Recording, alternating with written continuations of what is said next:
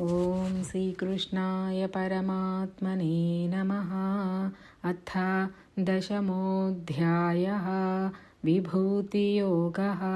श्रीभगवानुवाच भूय एव महाबाहो शृणु मे परमं वचः। यत्तेऽहं प्रीयमाणाय वक्ष्यामि हितकाम्यया। न मे विदुः सुरगणाः प्रभवन्न महर्षयः। अहमादिर्हि देवानां महर्षीणां च सर्वशः। यो मामजमनादिं च वेत्ति लोकमहेश्वरम्। असम्मूढः समर्थ्येषु सर्वपापैः प्रमुच्यते। बुद्धिर्ज्ञानमसम्मोहः क्षमा सत्यं दमः शमः। सुखं दुःखं भवो भावः भयं चाभयमेव च। अहिंसा समता तुष्टिः तपोदानं यशो यशः। भवन्ति भावा भूतानां मत्त एव पृथग्विधाः। महर्षयः सप्त पूर्वे चत्वारो मनवस्तथा मद्भावा मानसा जाताः। येषां लोक इमाः प्रजाः एतां विभूतिं योगञ्च मम यो वेत्ति तत्त्वतः। सोऽविकम्पेन योगेन युज्यते नात्र संशयः। अहं सर्वस्य प्रभवः मत्तः सर्वं प्रवर्तते।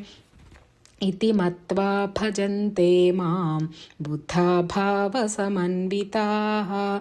मच्चित्ता मद्गतप्राणाः बोधयन्तः परस्परं कथयन्तश्च मां नित्यं तुष्यन्ति च रमन्ति च।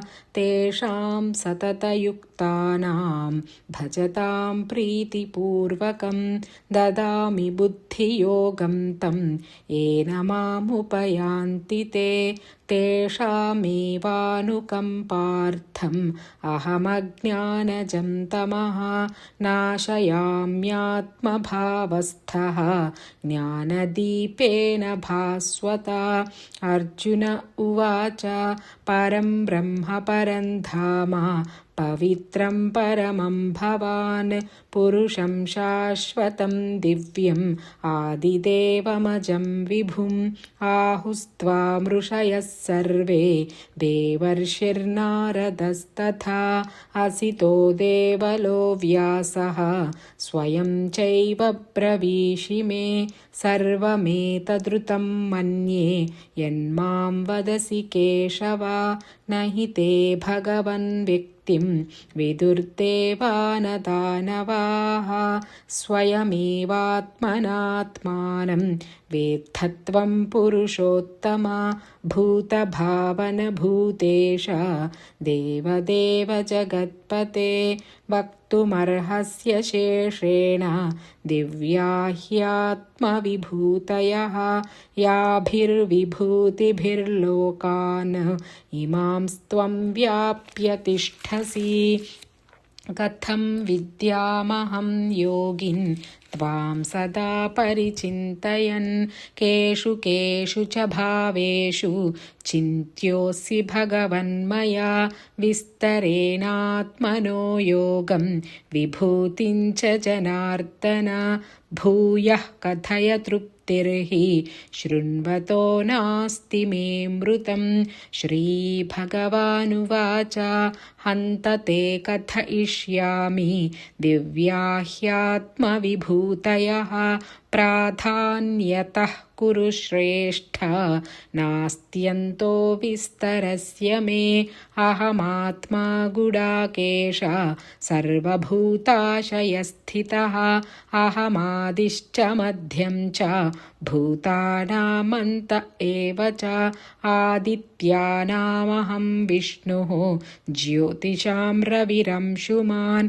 मरीचिर्मरुतामस्मि नक्षत्राणां रुद्राणामहं शशी वेदानां सामवेदोऽस्मि देवानामस्मि वासवः इन्द्रियाणां मनश्चास्मि भूतानामस्मि चेतना रुद्राणां शङ्करश्चास्मि वित्तेषो यक्षरक्षसां वसूनां पावकश्चास्मि मेरुशिखरिणामहं पुरोधसां च मुख्यं मां विद्धि पार्थ बृहस्पतिं सेनानीनामहं स्कन्दः सरसामस्मि सागरः महर्षीणां भृगुरहं गिरामस्म्येकमक्षरं यज्ञानां जपयज्ञोऽस्मि स्थावराणां हिमालयः अश्वत्थः सर्ववृक्षाणां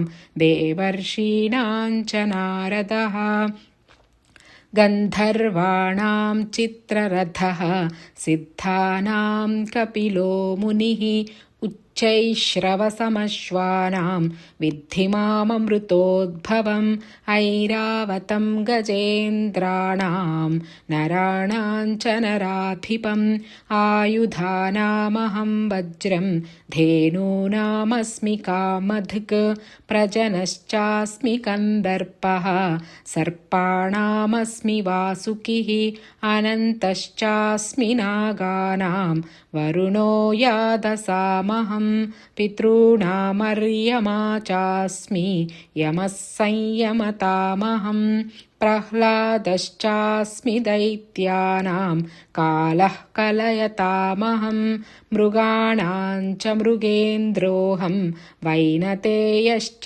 पक्षिणां पवनः पवतामस्मि रामः शस्त्रभृतामहं झषाणां मकरश्चास्मि स्रोतसामस्मि जाह्नवी सर्गाणामादिरन्तश्च मध्यं चैवाहमर्जुन अध्यात्मविद्याविद्यानां वादः प्रवदतामहम् अक्षराणामकारोऽस्मि द्वन्द्वः सामासिकस्य च अहमेवाक्षयः कालः धाताहं विश्वतोमुखः मृत्युः सर्वहरश्चाहम् उद्भवश्च भविष्यतां कीर्तिश्रीर्वाक् च नारीणां स्मृतिर्मेधा धृतिः क्षमा बृहत्साम तथा साम्नां गायत्री छन्दसामहं मासानां मार्गशीर्षोऽहं ऋतूनां कुसुमाकरः द्यूतं छलयतामस्मि तेजस्तेजस्विनामहं जयोऽस्मि व्यवसायोऽस्मि सत्त्वं सत्त्ववतामहं वृष्णीनां वासुदेवोऽस्मि पाण्डवानां धनञ्जयः मुनीनामप्यहं व्यासः कवीनामुशना कविः दण्डो दमयतामस्मि नीतिरस्मि जिगीषतां मौनं चैवास्मि गुह्यानां ज्ञानं ज्ञानवतामहं यच्चापि सर्वभूतानां बीजं तदहमर्जुन न तदस्ति विना यत् स्यात् मया भूतं चराचरं नान्तोऽस्ति मम दिव्यानां विभूतीनां परन्तप एष तूद्देशतः प्रोक्तः विभूतेर्विस्तरो मया यद्यद्विभूतिमत्सत्त्वं श्रीमदूर्जितमेव वा तत्तदेवावगच्छत्वं मम तेजोंशसम्भवम् अथवा बहुनैतेन किं ज्ञातेन तवार्जुन विष्टभ्याहमिदं कृत्स्नम् एकांशेन स्थितो जगत् ॐ तत्सदिति श्रीमद्भगवद्गीतासु उपनिषत्सु ब्रह्मविद्यायां योगशास्त्रे श्रीकृष्णार्जुनसंवादे विभूतियोगो नाम 10मोऽध्यायः।